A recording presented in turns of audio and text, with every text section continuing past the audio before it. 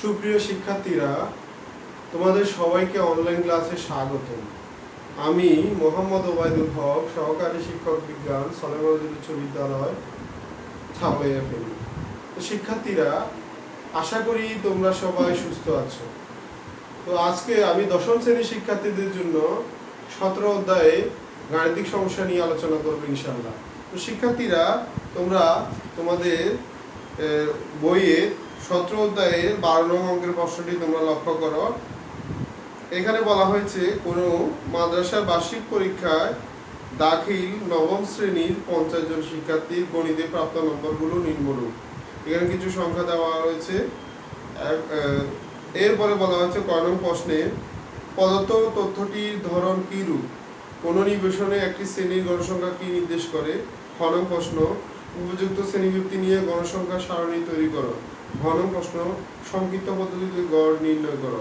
তাহলে আমরা ক অংশের সমাধান করব। শিক্ষার্থীরা, তোমরা লক্ষ্য করো, ক অংশের সমাধান।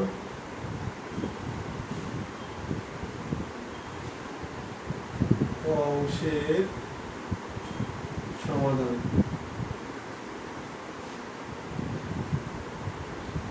এখানে বলা হয়েছে প্রদত্ত তথ্যটির ধরন কি রূপ।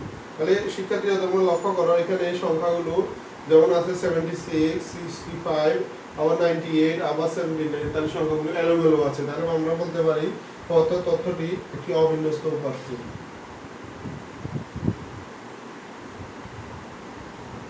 প্রদত্ত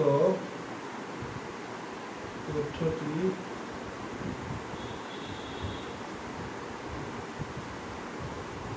অবিন্যস্ত উপাত্ত।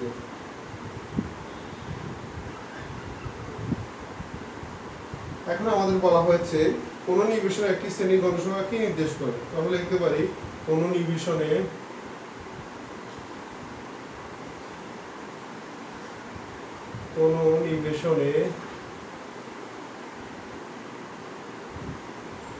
একটি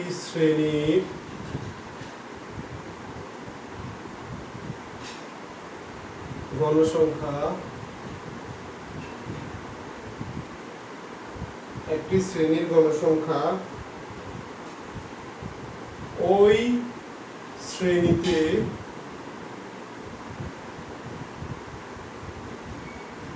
বিদ্যমান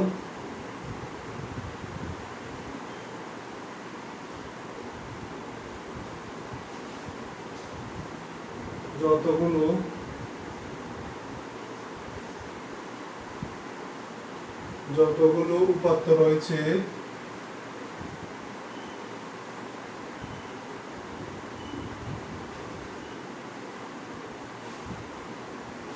তার সংখ্যা নির্দেশ করে।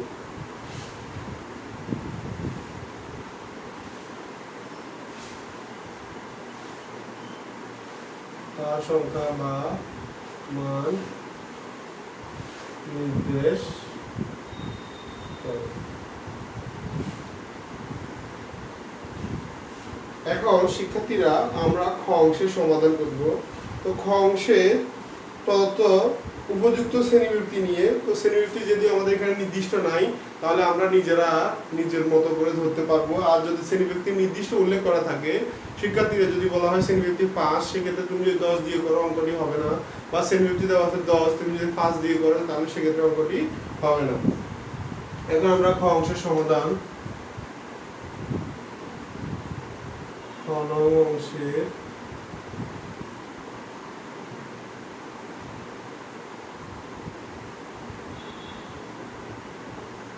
সমাধান। তাহলে এখানে আমরা উপাত্তের সর্বনিম্ন সংখ্যা লিখব। এখানে উপাত্তের সর্বনিম্ন সংখ্যা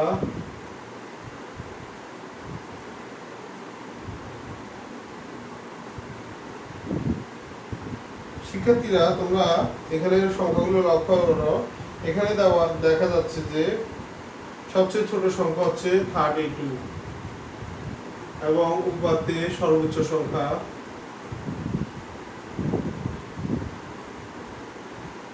লক্ষ্য করো শিক্ষার্থীরা, এখানে দেখা যাচ্ছে সবচেয়ে বড় গণসংখ্যাটি রয়েছে 98। তাহলে এবার আমরা পরিসর নির্ণয় করব। তো শিক্ষার্থীরা, আমি তোমাদের পূর্ববর্তী ক্লাসে পরিসর নিয়ে আলোচনা করেছিলাম, পরিসর সংক্রান্ত সূত্রগুলো নিয়ে আলোচনা করেছিলাম। আশা করি তোমরা পরিসর কি বুঝতে পেরেছো বা পরিসর নির্ণয়ের সূত্রটি তোমরা জানবে, বলতে পারবে। হ্যাঁ, পরিসর সমান হলো উপাত্তের সর্বোচ্চ সংখ্যা বিয়োগ সর্বনিম্ন সংখ্যা প্লাস 1। তাহলে আমরা বিয়োগ করলে পেয়ে যাচ্ছি 6, 9 থেকে 3 বাদ দিলে পেয়ে যাচ্ছে 6 প্লাস 1 সমান 67। তো আমাদের এখানে বলা হয়েছে উপযুক্ত শ্রেণীব্যক্তি। তাহলে আমরা শ্রেণীব্যক্তি দোষ ধরতে পারি। তো সুতরাং শ্রেণী ব্যক্তি 10 হলে শ্রেণী সংখ্যা হবে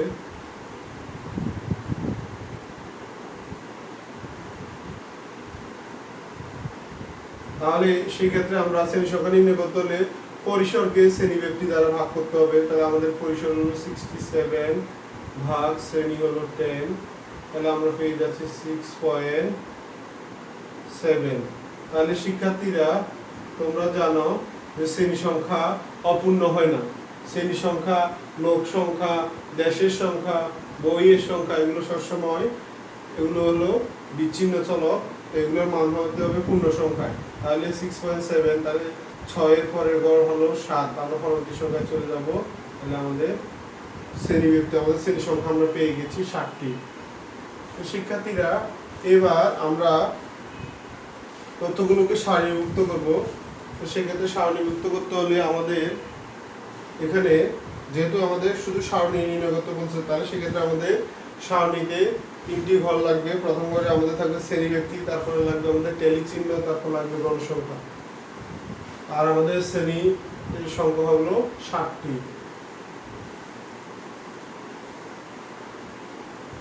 তাহলে আমরা সেক্ষেত্রে আমরা 2টি ঘর বাড়তি নিব, তাহলে আমাদের 9টি ঘর নিব। আর পাশাপাশি নিব আমরা 3টি ঘর।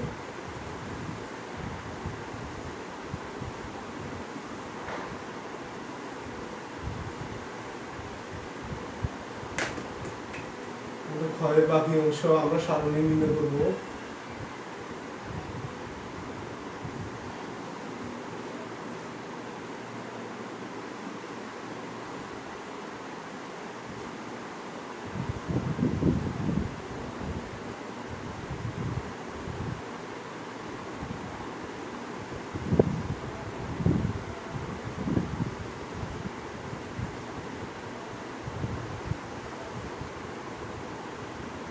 তাহলে আমাদের প্রথম করে শ্রেণীব্যক্তি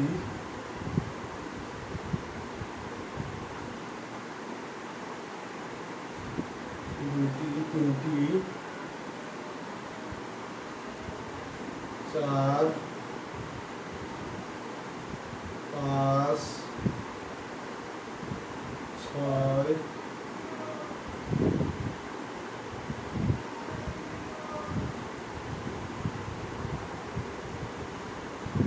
7,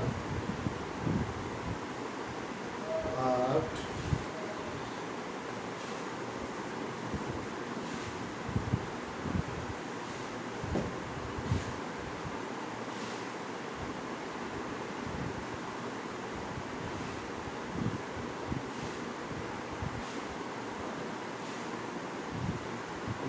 তাহলে আমরা প্রথম করে হবে শ্রেণী ব্যক্তি,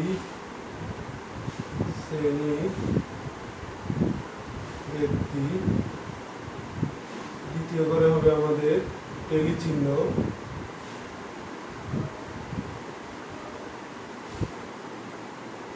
তারপরে হবে আমাদের গণসংখ্যা।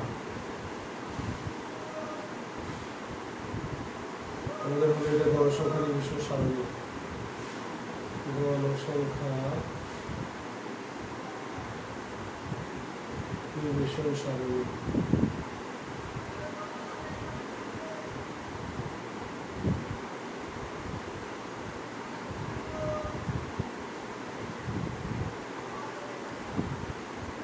এখন শিক্ষার্থীরা লক্ষ্য করো, যেহেতু আমাদের শ্রেণীব্যক্তি, আমাদের সর্বনিম্ন সংখ্যা ছিল 32, তাহলে আমাদের 30 থেকে ধরি শিক্ষার্থীরা লক্ষ্য করো, তাহলে আমরা 30 থেকে যদি আমরা করি 30, 31, 32, 33, 34, 35, 36, 37, 38, 39, আমরা পেয়ে যাচ্ছি 10 বললে আমরা পেয়ে যাচ্ছি 39। এরপরটা হচ্ছে আমাদের 40 থেকে 49, 50 থেকে 59, 60 থেকে 69, 70 থেকে 79, 80 থেকে 89, 90 থেকে 99। তাহলে আমরা এখানে পেয়ে যাব মোট, আর এখানে হচ্ছে আমাদের n এর মান, n সমান কত আমরা পেয়ে যাব। এখন যেহেতু আমাদের সর্বোচ্চ সংখ্যা 98, আমাদের 99 এর মধ্যে চলে এসেছে, এখন আমরা উপাত্তগুলোকে সারিভুক্ত করব। তো শিক্ষার্থীরা এক্ষেত্রে শ্রেণী দিয়ে দাও 30 থেকে 39 এখানে কয়টি আছে সেক্ষেত্রে আমরা বের করবো। তো এইভাবে করতে গেলে আমাদের অনেক সময়ের প্রয়োজন। তাহলে শিক্ষার্থীরা এক্ষেত্রে সহজ উপায় হলো তোমরা প্রথম থেকে সংখ্যাটি লিখে যাবে। ধরো প্রথম সংখ্যাটি কোন শ্রেণী আছে সেই শ্রেণীতে আমরা বসিয়ে দিব, এভাবে আমরা করবো, তাহলে আমাদের সময় বেঁচে যাবে, আমরা অল্প সময় করতে পারবো। তাহলে আমরা প্রথমে 76 আছে, আমাদের 76 হলো এই শ্রেণীতে, আমরা চিহ্ন দিলাম। তারপর হলো 65 হলো এই শ্রেণীতে। এরপর 98 হলো এই শ্রেণীতে। তারপর 79 এই শ্রেণীতে। তারপর 64 এই শ্রেণীতে। তারপর 68 তারপর 56 এখানে। 73 হলো এখানে, 83 হলো এখানে। তারপর হলো 57 এখানে, 55 এখানে, 57 92, এরপর হচ্ছে 92 এখানে। এরপর 45 হলো এখানে। তারপর 77 হলো এখানে। তারপর হলো 87 এখানে। তারপর 46 এই শ্রেণীতে। 32 হলো এখানে। 75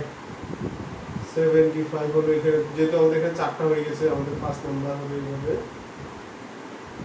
তারপর 89 হলো এখানে। তারপর হলো 48 এই শ্রেণীতে। এরপর আমরা লিখবো 97 এখানে। 88 এখানে। তারপর 65 এখানে। 73 হলো এখানে। তারপর হলো 93 হলো আমাদের এখানে। এরপরে আমরা পেয়ে যাচ্ছি 58 হলো এখানে। তারপর হলো 41 হলো এই শ্রেণীতে। এরপরে রয়েছে 69 যেহেতু আমাদের এখানে 4টা হয়ে গেছে, 5 নম্বর হয়ে গেল। 63 তাও এখানে। এরপর হলো 39 এই শ্রেণীতে। 84 এখানে। 84 এরপর 56 হলো এখানে। এরপর 45 এখানে। এরপর 73 এখানে। এরপর 93 এখানে। তারপর 62 এই শ্রেণীতে। 67 এই শ্রেণীতে। 69 65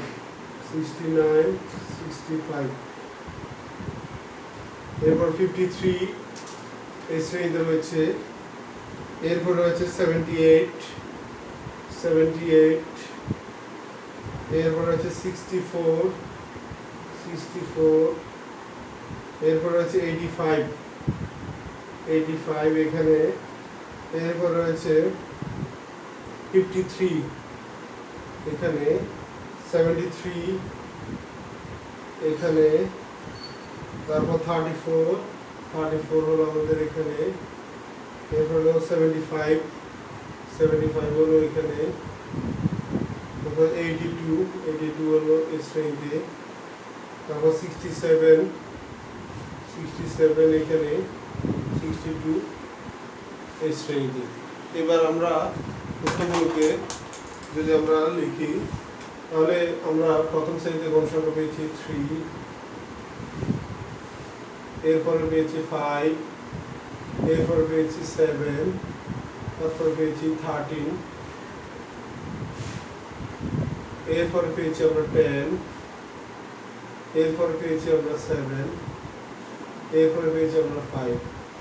তাহলে আমরা যদি যোগ করি 5 আর 3 হলো 8 আর 7 যোগ করলে হবে 15 আর 13 যোগ করলে হবে 28, তারপর 38, 45 আর এখানে 5 যোগ করলে হবে 50। তাহলে শিক্ষার্থীরা, তাহলে আমাদের টোটাল গণসংখ্যা ছিল 50 জনের, তাহলে আমাদের সামনে থেকে আমরা গণসংখ্যা পেয়েছি 50। তার মানে আমাদের খ অংশের সমাধান এ পর্যন্ত। তো শিক্ষার্থীরা এরপরে লক্ষ্য করো, আমরা গ অংশের সমাধান করব। গ অংশের সমাধান করার জন্য আমাদেরকে সংক্ষিপ্ত পদ্ধতিতে গ নির্ণয় করতে হবে। যেহেতু আমরা খতে অনেকগুলো আমরা ইনফরমেশন আমরা পেয়ে গেছি, তাহলে গ অংশের সমাধান আমরা খ থেকে প্রাপ্ত, তাহলে আমরা লিখতে পারি গ অংশের সমাধান হবে আমাদের, তাহলে খ অংশের সমাধান আমাদের এই পর্যন্ত শেষ। আমরা গ অংশের সমাধান করব। গ অংশের সমাধান এখানে খ হতে প্রাপ্ত গণসংখ্যা নিবেশন সারণী থেকে পাই। সেক্ষেত্রে আমরা এই মানগুলো এখানে ব্যবহার করব। তাহলে আমাদের এখানে শ্রেণী ব্যক্তি দেওয়া আছে। শিক্ষার্থীরা লক্ষ্য করো, এখন আমরা কিছু মান শুধু এখানে যোগ করে দিব ঘন অংশের জন্য।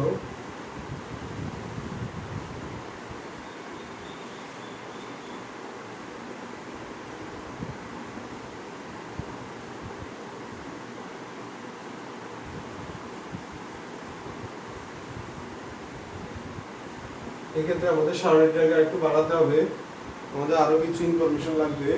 তাহলে আমাদের প্রথমে শ্রেণী ব্যক্তি, আমরা সংক্ষিপ্ত পদ্ধতির গড় নির্ণয়ের জন্য আমাদের লাগবে শ্রেণী ব্যক্তি, এরপর লাগবে আমাদের শ্রেণী মধ্যমান, লাগবে শ্রেণী মধ্যমান,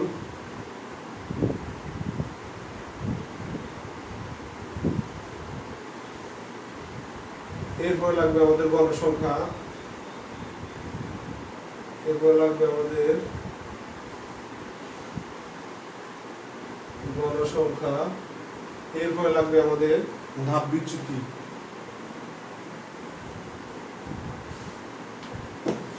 গণসংখ্যার পরে আমাদের লাগবে ধাপ বিচ্যুতি,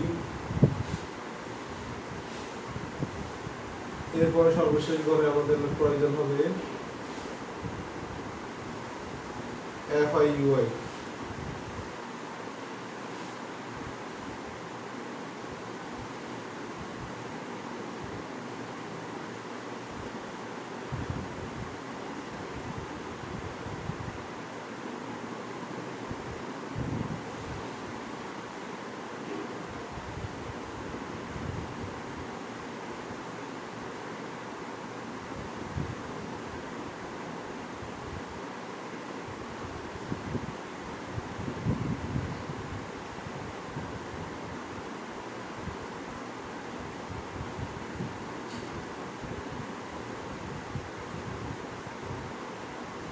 শিক্ষার্থীরা লক্ষ্য করো, তাহলে আমরা প্রথম শ্রেণীতে লাগবে গণ শ্রেণী ব্যক্তি, তারপর লাগবে শ্রেণী মধ্যমান, এরপর লাগবে আমাদের গণসংখ্যা, এরপর লাগবে আমাদের ধাপ বিচ্যুতি,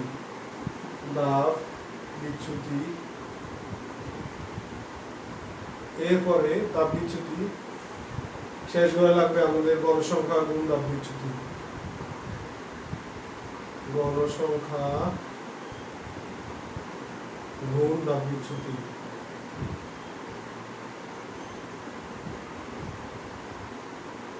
অর্থাৎ FIUI।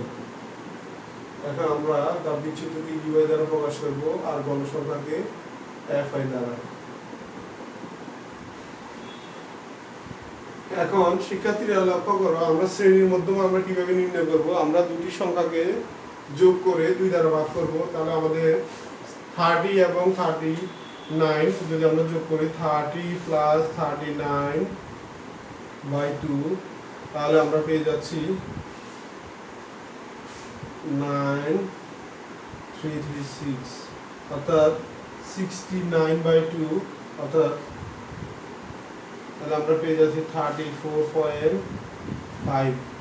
শিক্ষার্থীরা লক্ষ্য করো, এটা আমরা শ্রেণীর মধ্যমান আমরা নির্ণয় করে ফেলেছি 34.5। প্রত্যেকটা শ্রেণীতে আমরা এইভাবে শ্রেণীর মধ্যমান নির্ণয় করব। দুটি শ্রেণীকে যোগ করে 2 দ্বারা ভাগ করব। তাহলে আমাদের এখানে দুটো যোগ করলে আমরা পেয়ে যাচ্ছি 34.5।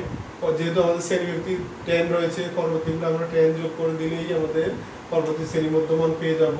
তাহলে আমরা পেয়ে যাব 44.5, 54.5, 64.5, 74.5, 84.5, তারপর 94.5। এরপর আমরা গণসংখ্যাগুলা আমাদের পূর্ববর্তী শ্রেণীতে ছিল, আমাদের আগে সারণীতে ছিল, আমাদের গণসংখ্যা ছিল প্রথমে গণসংখ্যা ছিল তো আমাদের 3, তারপর ছিল 5, 7, 3, 5, 7, এরপরে ছিল আমাদের 13, এরপরে ছিল আমাদের 10, এরপরে ছিল 7, এরপরে 5। টোটাল আমাদের অ্যান্সার ছিল 50। এখন শিক্ষার্থীরা লক্ষ্য করো, আমাদের অনুমিত গড় নির্ণয় করতে হবে। অনুমিত গড় হলো a এর মান নির্ণয় করতে হবে। অনুমিত গড় আমরা কিভাবে নির্ণয় করব? আমাদের শ্রেণী সংখ্যা হলো 7টি। দেখো 1 2 3 4 5 6 7, অর্থাৎ n সমান 7।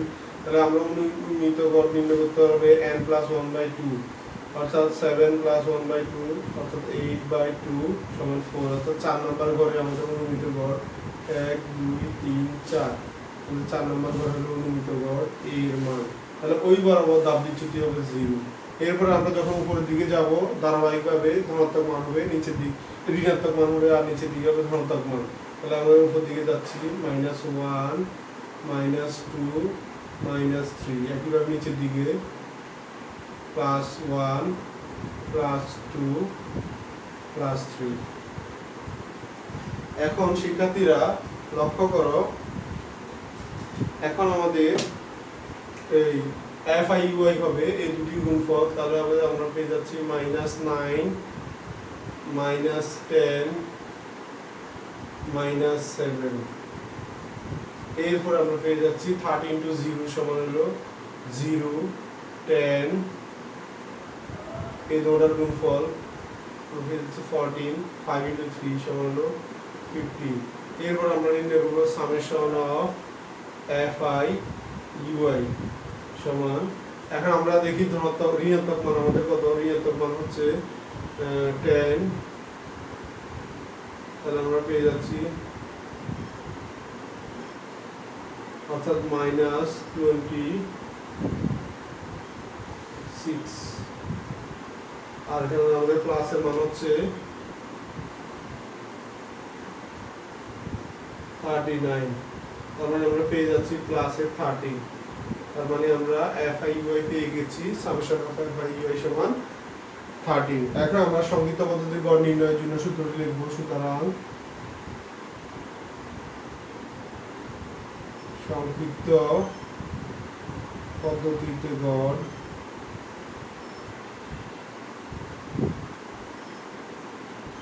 x বার সমান a plus summation of FIUI divide by n into h। তাহলে আমাদের এখানে a এর মান, এখানে a এর মান দেওয়া আছে, FIUI আছে, শুধু h লিখতে হবে। a সমান হলো 64.5। তারপর আমাদের রয়েছে FIUI এর মান আমরা পেয়েছি n, n সমান আছে, আর আমাদের লাগবে h হলো শ্রেণীব্যক্তি সমান হলো 10। তাহলে আমরা এই মানগুলো এখানে বসিয়ে পাই 64.5 প্লাস fi সমান হলো 13 ডিভাইড বাই 50, n এর মান হলো 50 আর ইনটু h হলো 10। তো শিক্ষার্থীরা লক্ষ্য করো, এখন আমরা যদি এখানে ক্যালকুলেশন করি 64.5 প্লাস 10 ইনটু 13 সমান 130 বাই 50, তাহলে আমরা ভাগ করলে পেয়ে যাব, ভাগ করে গুণ করলে আমরা পেয়ে যাব 67.1।